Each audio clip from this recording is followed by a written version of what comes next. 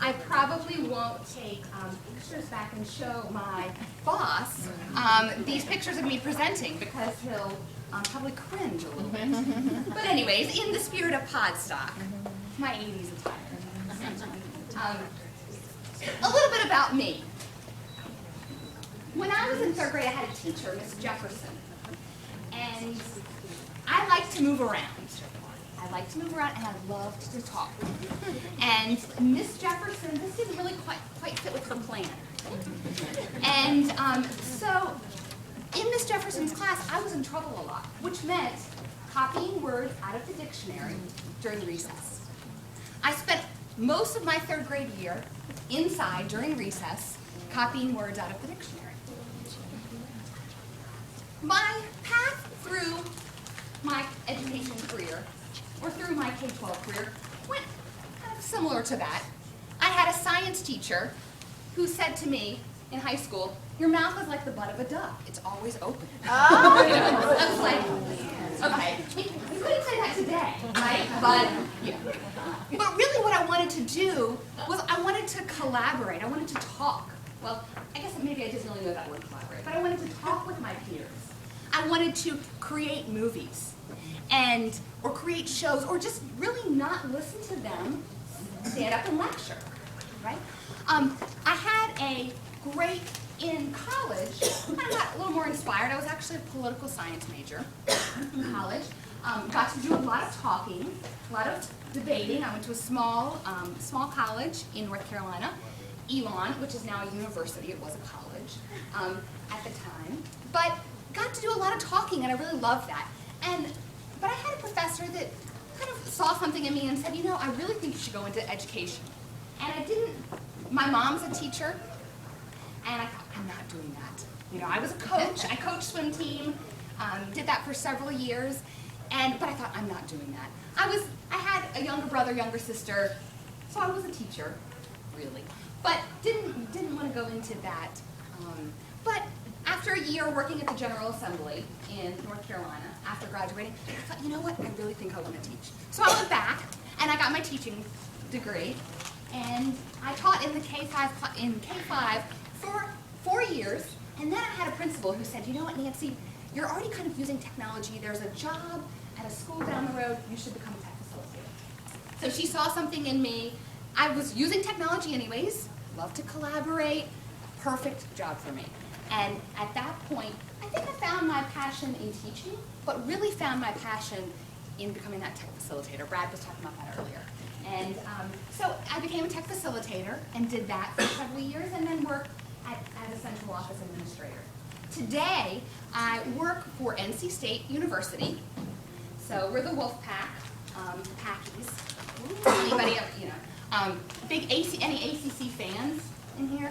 No, I know. I'm like in the wrong, you know.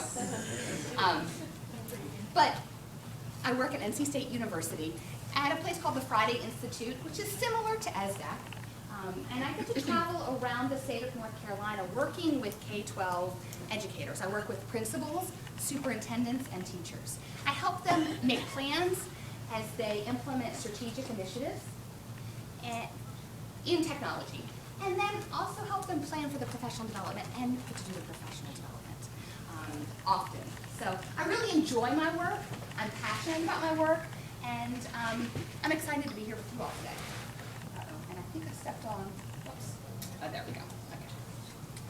So I had an opportunity this past year to coach a 3rd grade, well, really a principal who was putting in a new initiative, a one-to-one iPad. He's going to take the 100 iPads that he had, well, actually about 110 iPads that he had, and he was going to do something kind of radical, actually. He was going to put them all in 3rd grade. He decided 3rd grade was what he wanted, you know, where he wanted to focus. Instead of splitting them up and putting them on carts, he did have some good advice from, you know, I mean, you know, he was getting a little bit of advice, but he decided that based on what I had seen as I traveled around and what he felt like his plan was, put them all in 3rd grade. And I had the opportunity to coach these 3rd grade teachers in their one-to-one initiative. Now, this school was in transformation, and still is in transformation. New principal had come in. He was the one who decided to do this. Kind of sound familiar? I see some of you shaking your head like, okay. And so this was a little bit radical. He's a younger principal. Actually, this is his first principalship. So he's been assistant principal for a while. So he's like, all right, I might as well take a risk now, right? Might as well take a risk now. So he puts them all in 3rd grade, but he's like, Nancy, this has to work. Like, we have to make this work. So he hires me to come in and coach his 3rd grade team as we do this. I said, okay, if we're going to do this, and I met with that awesome group of teachers. And I wish they could all be here today to talk with you and share. But I said to them, okay, this cannot be about skill-based apps. We all agreed this had to be about students collaborating, students creating, and in turn they were going to use their critical thinking skills. We knew there had to be higher order thinking skills. We couldn't just go with the rote memorization. So that's kind of where we jumped off. We jumped off in January, and so it really actually wasn't even a whole year. It was half year. This 3rd grade team was awesome, and they actually took their scores. In North Carolina, we're graded on proficiency, so how many students pass, but then also how many students meet their expected growth. There's a formula that's, and you get expected growth. There's a little bit of money attached to that, but so there's expected growth and high growth. Well, this 3rd grade team went from having 50% of the kids make expected growth. And granted, it wasn't the same group of kids, because in 3rd grade, but but same group of teachers. They went up to 80% of the kids made their expected growth. So from 50% the year before making expected growth to 80%. And their scores, they actually went up, and they made into high 80s passing on their math, and mid-80s in their language arts, which was awesome. This school is like 60% passing. They were in transformation. So this was really exciting. So today, we're going to do some collaborating in here. We're going to do some creating. You're going to create. If you came to just sit, you're in the wrong room. Okay? And we're going to do some sharing. Okay? The first thing I'm going to do is I'm going to share a couple of the projects. And I said I coached that 3rd grade team.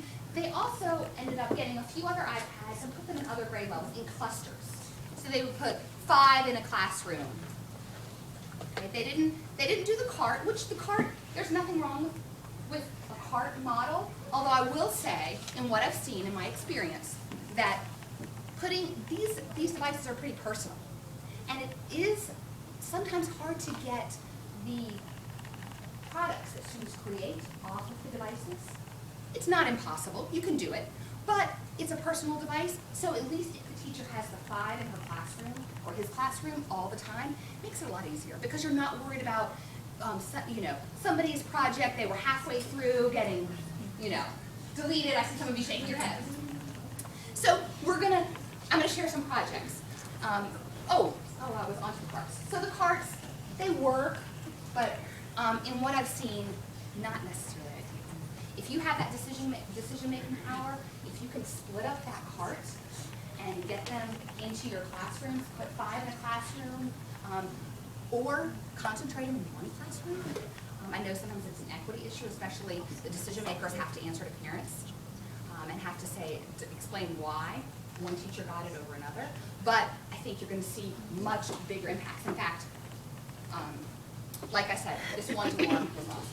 All right, so I want to get to know you all a little bit. I told you a little bit about me, and I told you you're going to do some sharing and some collaborating and creating. So I want to know a little bit about you all.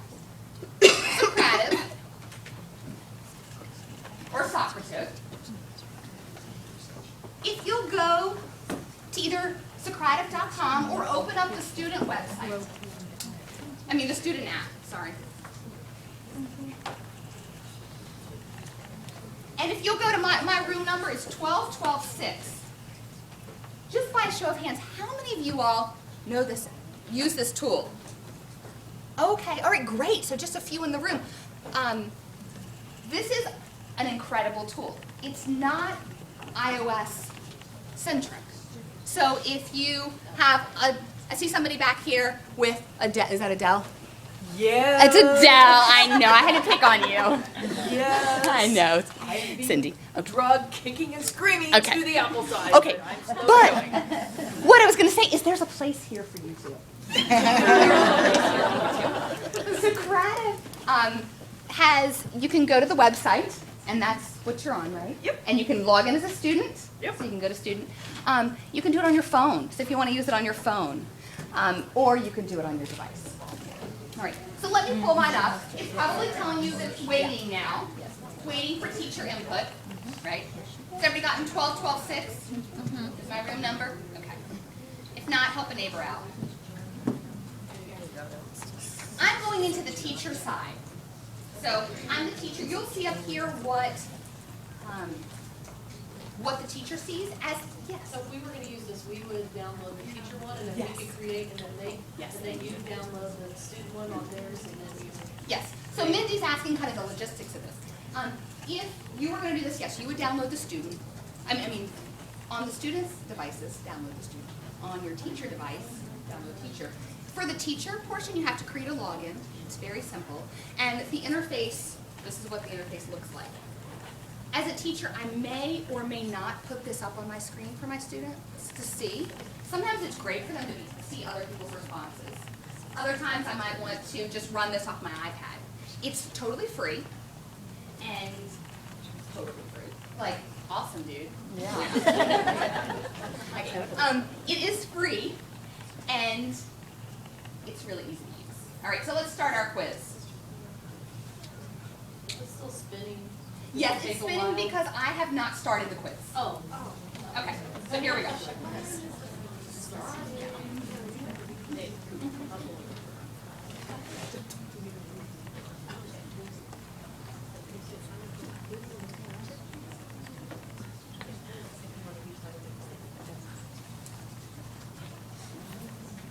right.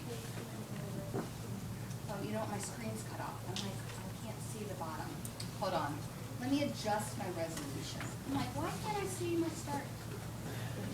Anybody know what resolution this is? All right. Okay.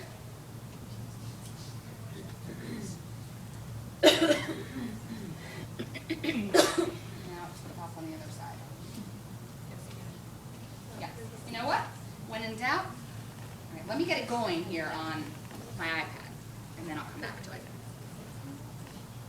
So I'm going to go to my teacher here. Because I can run it from, oh, but I do have to enter my credentials.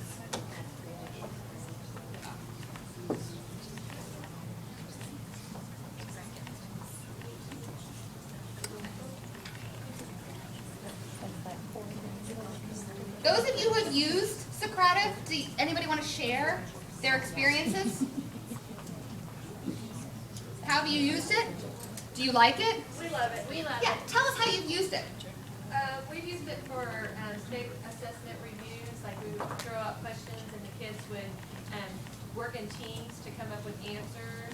And then they come into our iPods and it shoots up their answers. And they love to see who gets first, if they got the answer right. I've used it for, they love the space race. And you can just throw out questions and they're racing to get the answers. Because we just started it in April. So, was it easy to use? Oh yeah, the kids love it. Yeah, and it's so easy, and it makes reviews fun or coming up with new ideas, and the kids actually pay attention, and they think it's cool to use the iPods and.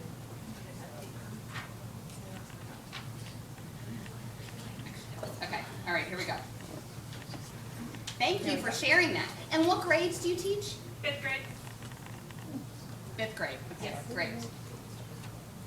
All right, I'm going to go teacher paste. Here we go. Okay, so now something should be appearing on your device.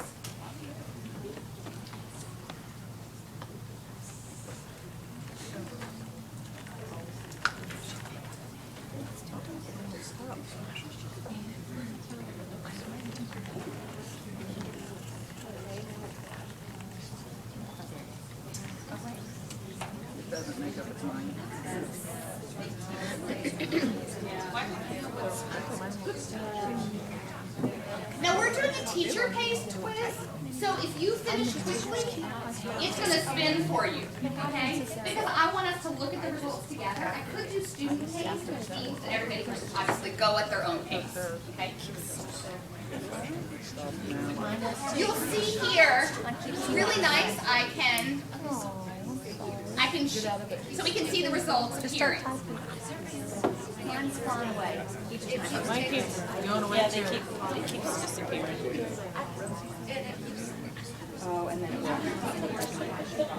You know what? This is based on internet connection. So if your internet connection is not good, Everybody staff on the first day back. I tried it for full staff. internet Cafeteria. internet issues? Okay, all right. So, yes, so it is a risk in doing something, any technology, but Socratic is based on the internet. So some of you are having problems, it keeps on going away for you. I think it's internet, internet issues. Another, Poll Everywhere is another great tool that's similar if you're working with adults or staff or high schoolers, or you have a cell phone, a BYOD policy. Poll Everywhere is, you can gather some of the same feedback. Yeah, or have a clicker. All right, I'm going to go on and move on. If you haven't, I'm going to send you the next question. So I get all of your information first. I'm going to send the next question to you all. Oh, wait a minute. Whoops. You know what? I think it skipped. Hold on. You know what? I'm going to cancel. Okay. You know what? The second question, I got too hasty. I got too excited. I skipped. I thought it hadn't given you the second question. The second question was, what do you teach? Okay? All right, so let's just do it old-fashioned way. Just by show of hands. How many of you teach kindergarten or first grade in here? All right, so if you look around, because you're going to collaborate in a little while. All right? Second or third grade? All right, look around. You all are going to collaborate. Some of you are K-5, right? Okay. Okay. Fourth or fifth grade? Fourth and fifth grade? All right, good. 6th through 8th? Okay, great. How many tech facilitators in here? And how many administrators? Great. Any others? Okay, a few others. Some others. The others. So we skipped question 2. We did that the old-fashioned way. Now you see question 3, and this is great. It's coming up. So lots of folks from Kansas, outer space. Love it. You always have one in the room, right? Now, the great thing about Socrative is it gives this information to you in a spreadsheet. So at the end, whoever put outer space, I could see whose name that was associated with. I can follow up with you individually. All right, and let's move on to the next question.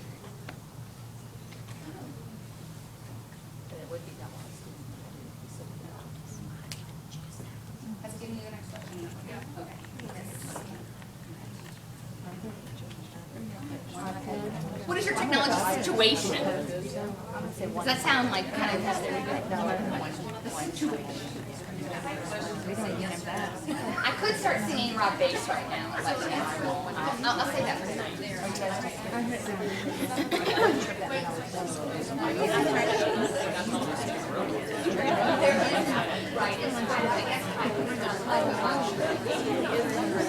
Start thinking about it already. All right, so I hope they like one bar. it looks like my internet is slow. It's not updating because it still says, what is your technology situation? And we still have this. I think because we're all hitting the internet, we're having some connection issues. But it will download the report for me at the end. So, and when I'm finished, I can email the report to myself, download it. I don't think we need this data for now, so I'm just going to cancel out of that. There's one other, I'm going to say no report. There is one other way, so that was considered a quiz. In Socrative, I can also do just questions on the fly. And that's what we're gonna do. I just wanna do one more. What is your favorite app? What is your favorite app? If you don't have one, you don't need to respond, or you can put don't have one, not sure. Just type that in. So the question doesn't appear. This is an on-the-fly question. What's the crowd of? This personal or professional? Either one, but let's just keep it easy.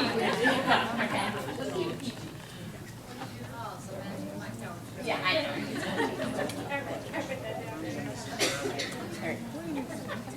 Yes, we will do that again. So the responses are appearing, but now what we can do is we're going to vote on our responses. Okay, I'll give you another minute to put them down. I saw one of my third grade teachers using this in a pretty unique way. I thought this was a great idea. She was doing a read aloud. How many of you all do read alouds? I mean, kids love to be, I love to be read to, right? Even in our middle school, kids love to be read to. So she's doing a read aloud. The students have their iPads there. She stopped at the end of the chapter. It was a chapter book that she was reading to, and she said, what do you think is going to happen next? She opened up Socratic. Your room number always stays the same. So once the students are logged in there, they're in. And she did this open-ended. There was no question on their screen. They typed their responses. And then they voted. Now, what did that do? It gave everybody in the room a voice. Everybody in the room got to share what they thought was going to happen next. If I called on just a few of you all to share your favorite apps, not everybody's voice would be heard, or it would take us a really long time. So this was a great way. And now we can vote. So we have all of these. I can vote on responses. If I wanted to take the time, I could clean it up. As far as if there were 5 Pinterests on there, I could X them out, so then we could really have a vote. Right now on your screen, maybe is appear, so it's showing you all of this. I didn't clean it up. Okay, but it's showing you now, and now you can vote. I could have cleaned it up, like I said before. So what this teacher did was she had the students make a prediction about what was going to happen next. And then she had the students vote, and then they had to back it up with some reasoning. So they had a great discussion and used this technology in a pretty cool way, I thought. Are y'all voting? Anybody vote? Just pick one, just so we can see. You did vote? Okay. Okay, so now we see the votes are coming in. It's going to tally for us. Okay, so we see over here. And if I had taken the time to clean it up, to make sure we only have one, I mean, it's a really great tool. We could have, so, all right. Lots of great knowledge in this room, lots of great apps. And we could spend our time just kind of talking about Socrative and kind of brainstorming, but I want to move on. Okay? So Socrative, new tool, gotten a little taste of it, go play with it. Talk to some of the experts in the room who were using it. Great. So let's go back.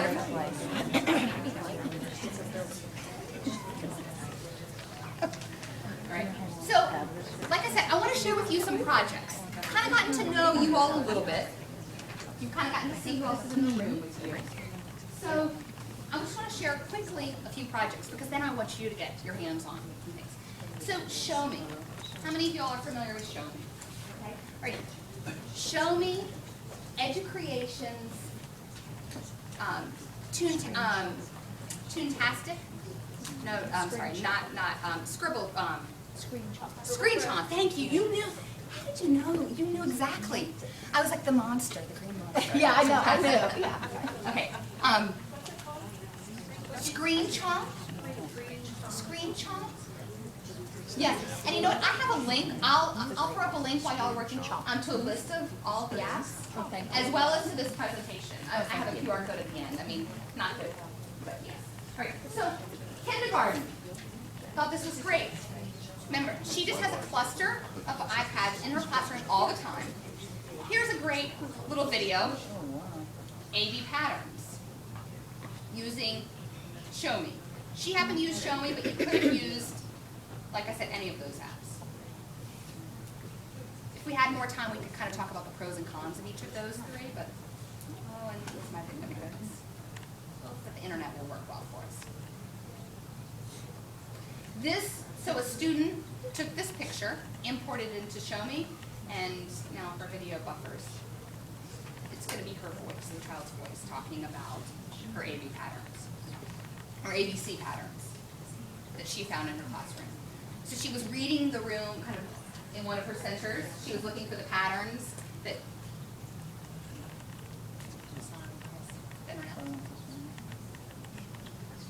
I'm going to go on and hit the next one, so then hopefully it will be loading.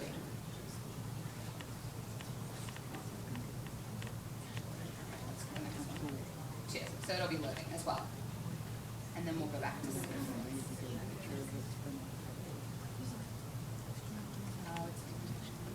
Okay. I think it is. I was hoping to load them up, but it's going to redo it. Okay, here we go.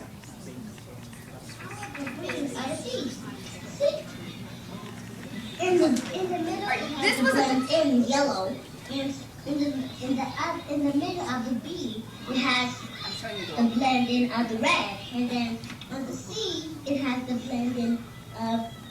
She's talking about the blends that are back here. Those of you who are primary teachers understand this, the blends that are on the word wall. But so she's explaining her thinking. How great is it? She could have just taken this picture, but instead she made a video of it. She had the video to explain her thinking, and the teacher could listen to it. The student also was very excited, had this product. Here's the word family. This teacher does a lot of tactile and kinesthetic. And so can you see that this is the letter A and the letter T? Okay, so watch what happens now.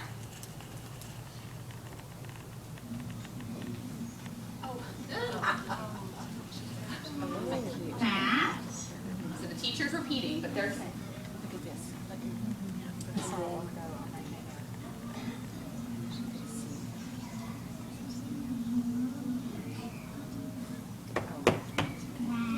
So the students are reading. Okay. So great way. We can do this, but how great is it for them to be able to see that visual? Okay. Those of you who are middle schoolers are like, middle school teachers are like, We can read so many words and we have word families. so they are going through this. They have this video. Now they can share this video. The teacher shared this video with their parents. Another way to connect. This is a very low socioeconomic, not a lot of parent involvement, but the teacher has been able to reach out to parents and help them understand. Great. Let's look at questions. Okay. Sock puppets. How many of you all are familiar with sock puppets? All right, so more hands. All right, more hands. Sock puppets is a lot of fun. I'm going to switch dongles here. But, oops. I know dongle. I did say dongle. The sock puppets, these were first grade students who were practicing their fluency. They were doing their daily 5. Anybody daily 5? Okay. So they're doing daily 5, practice reading and read to self. The teacher uses this. The teacher gave them a script or a passage. You can, when I go back to the picture in just a minute, the picture of the students, you'll see and this is their sock puppet video. Oh, hold on. Let me pause that. Let's go back here. And these dongles are very tricky because, there we go. Okay, great. Let's go to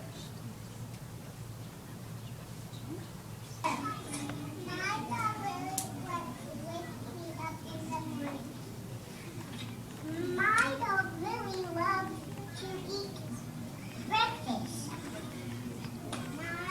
Okay. And so what they're doing, they're practicing, it scrubs, sock puppet scrubs your voice.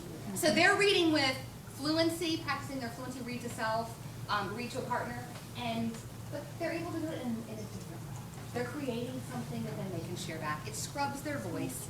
The kids think it's hilarious. They love it. It's another way of practicing that. Okay, so that's sock puppets, and I pulled out the sound so I could talk to you, but it's a lot of fun, and it's really simple. I've seen, that was first grade, but I've seen all the way up to 5th grade. Those of you who raise your hand, any middle school teachers using it? Sock puppets, okay, all right. So it's a lot of fun, and even a lot of fun for adults. If we had more time, if this was, a whole day or a half day workshop, we would be using it too, because it's a lot of fun. All right, the next project. Is that free? Free sock puppets is free. It is free.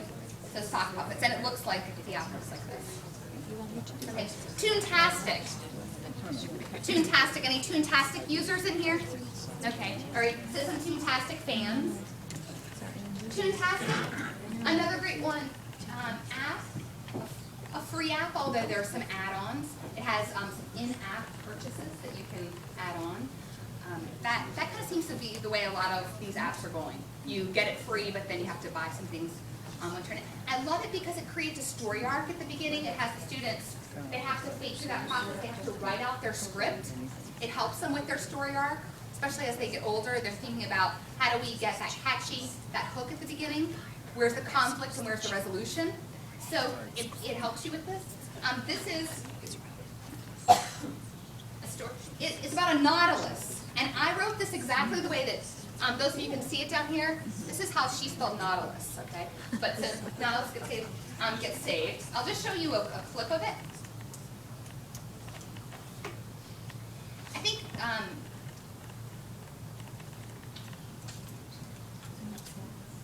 why is it not available? Nautilus gets.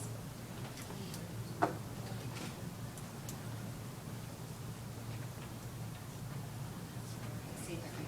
Oh, all right. Hold on. It's not. Well, it's saying it's not available, but I have it because I want to show it to you. It's great. She used it to. I think first she looked at the character she had available, and then she wrote her script based on that. But she had to plan out that script. Those of you who have used it, how have you used it? Or what has been your, what are your experiences using it? I like that it goes through the different elements of story writing. So you can really identify settings, you can really identify characters, you could do that with it. So I like that aspect, the way that it's just outlined and it goes, you can really focus on the different specific things. So we've just done it kind of in like during guided reading, like during daily 5 type of situation, like that would be their center based upon what you did or whatever. Anybody else? There's another one kind of similar to Puppet Pals, but it doesn't work through each of the story elements. It doesn't make them go through that process. So I like to have it better because Puppet Pals, they put in 5 seconds and it's yucky yes. and they didn't develop anything. But this forces them to change settings and scenes and so yeah. All right. Well, anyone else want to share? All right, I'm going to try one more thing. Let's click right here. Let's see. This is it worked.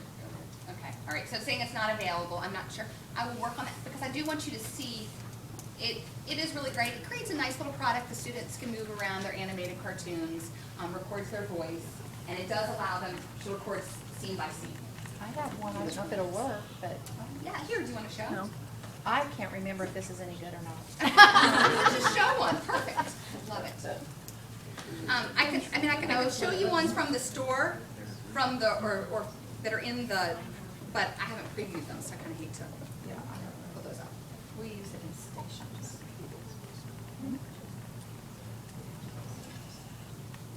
Let's, hold on, it's up and let's put it in there.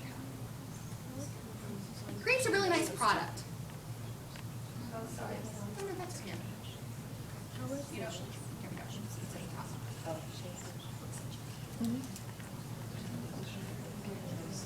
There we go.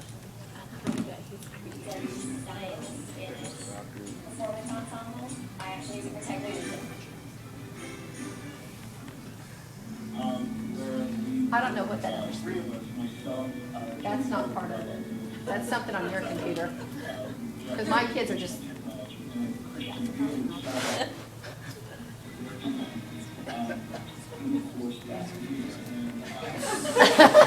Okay, well, Maybe it's something I hit or something.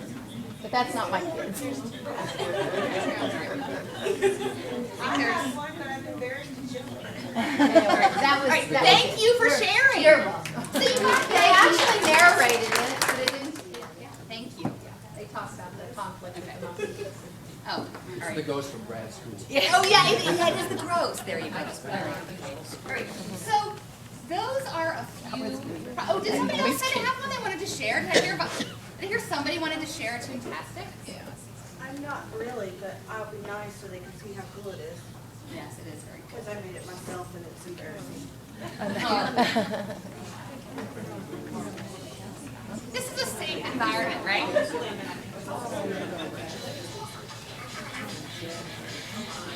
Some of you might be creating one right now. That's awesome.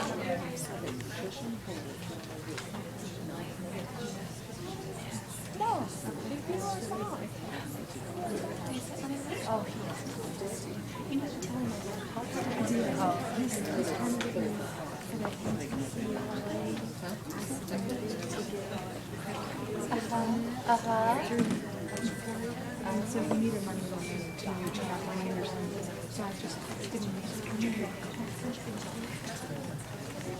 Can everybody hear? All right, so this is July 4th. can you?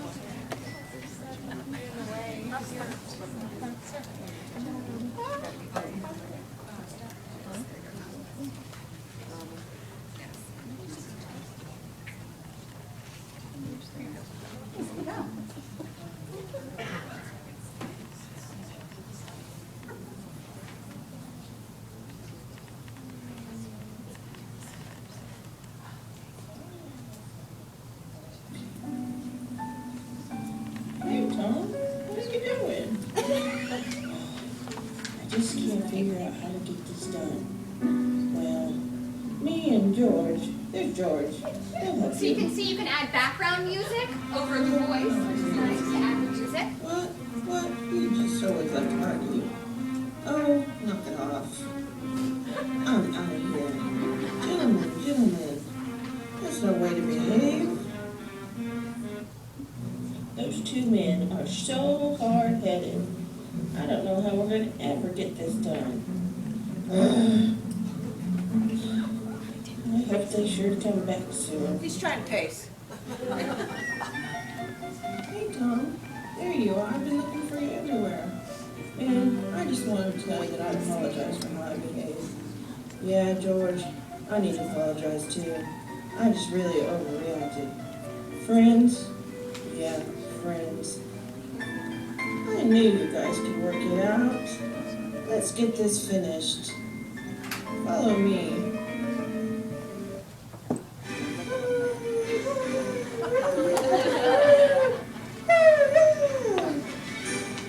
Man, I knew we'd get it all worked out. July 4th, 1776. We hold these truths to be self-evident, that all men are created equal and are endowed by their Creator with certain inalienable rights, that among these are life, liberty, and the pursuit of happiness. Yay, Sharon! I've been a literacy teacher for years, and those of you who are literacy teachers have to teach mood, and that's very hard for our little kids to understand. And they get to pick that music based on how the character's feeling. A great way to teach mood. Yes. Thank you, Sharon, for sharing. A couple of other quick, they did QR code book reviews. So another project, the students made book reviews, videos. This particular one, and I'll make sure I pass it around because you won't be able to grab the code. Or I'll put it up here as you work later. This particular is ferrets, if you're interested in reading about ferrets. But what the students in this group did, they used Sonic Picks. Sonic Picks used to be free, the first 3 slides, now it's not. But you could do the same thing with your video camera. The students had to write out a script, did a book review. Then in the library, the librarian, or the media coordinator, the teacher librarian, whatever the name for them now, is this particular one put the QR codes on the back of the books. So now students go in and she highlights all of the books that have reviews on them on top of the shelves in whatever area. So they sit up on top, the students can scan the codes and they can learn more about the books. I've also seen a teacher do this in her classroom library. So great motivator for students to read the books, to write the review, and then to write a short little book. So that was QR code book reviews. Later on, if you want to scan it using a scanner. Enigma is the one, I'll write it up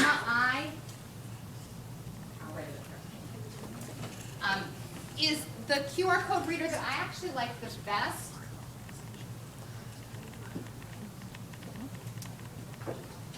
Because it's actually for the iPod. It works on the iPad or for the iPhone. But it works on the iPad, and why I like it is a couple reasons, but most importantly because you can go back. You can go back. If something you've already scanned, you can go back into the history, which is just kind of helpful. There might be other, there are actually a lot of others out there.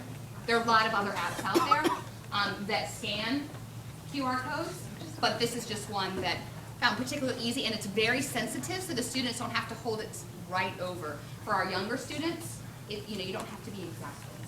All right, so moving on, another idea with QR codes, they created a QR code scavenger hunt. They did this several times, but my favorite one that they did was at the museum. They were going to the Museum of Art. This is a creative art school, and they were going to the Museum of Art. Worked with the teachers there were already podcasts or little vignettes that were already recorded. We created QR codes for each of those, and then the students scanned it. So they worked together, they scanned it. Then they listened to it, and then they also took some pictures because when they got back to school, they used Scribble Press. Anybody use Scribble Press at all? So Scribble Press, great app, they can create little books. So Scribble Press, I'll write it up here. So how do you actually create a QR code? Okay. Yes, QRstuff.com. All right, so Scribble Press, they created the book. And they could add pictures, and they wrote about their favorite pieces of art and why they were their favorite. They had a few other writing prompts there. Okay, so Scribble Press was a great way for them to do it. Somebody asked over here, how do you create QR codes? We could do a whole session. In fact, last year at Todd Psych, I did a session just about QR codes. But they're very easy to do. And I think somebody yelled out QRstuff.com. That's my favorite. QR. I don't have nice drawings. QRstuff.com. I like QRstuff.com because it's color codes. You can color code. I put them on my bulletin boards so that administrators, when they come in, can see what my kids are doing, because I'm a technology teacher, so I really can't post a static picture or a static document of what my kids create. I have had problems because a lot of it is, what do you turn it into? You turn it into a flash and then you can't read it on the iPad. But for the most part, I make a QR code to go on my bulletin board that shows my student works. I also have one that's in front of my door as you come in to get my information, like for parents and things like that go to my different stuff. Yes. So. QR codes are really exciting. You can make a QR code out of text. So like a math word problem could be, yes, math word problem. Actually, in the classroom, at each device, each procedure. So if the kids weren't following the procedure, then they would scan the code. There you go. So it can be text. QR codes can be websites. So they can be links to websites. They can, and anything that you can get a URL. So it could be a link to a video, which is this one up here, if you want to scan that one later. Or it can link to a podcast. That's what they were scanning here. It can link to word problems. It can link to text, like you were saying, for lesson plans, pictures, anything that you can get a web address, you can create a QR code from. And I think if you go to QRstuff.com, it walks you right through it. It's so easy. Okay. All right. Anybody? Oh, or I mean, I'm happy to help you afterwards too, but she's an expert right here, and there's probably some right over here. There's lots of experts in this room, or back right there. Okay. All right, perfect. Okay, so now it's your turn to create. One of the things that that third grade team did that they really felt like got them the most bang for their buck, their most growth in their math scores, was doing this simple activity. Now, whether you want to use Educreations or Show Me or Screen Chop, that's up to you. Okay? But you're going to get with a partner or two. Okay? No more than 3 people together. Okay? Everybody look around and find your partner. Take 10 seconds. Find your partner. Okay? All right, now turn back to me. Got your partner? All right. Everybody got a partner? Okay. All right. So you have a partner. So this is what you're going to do. I'm going to put up a QR code in just a minute. Okay? And you're going to scan it.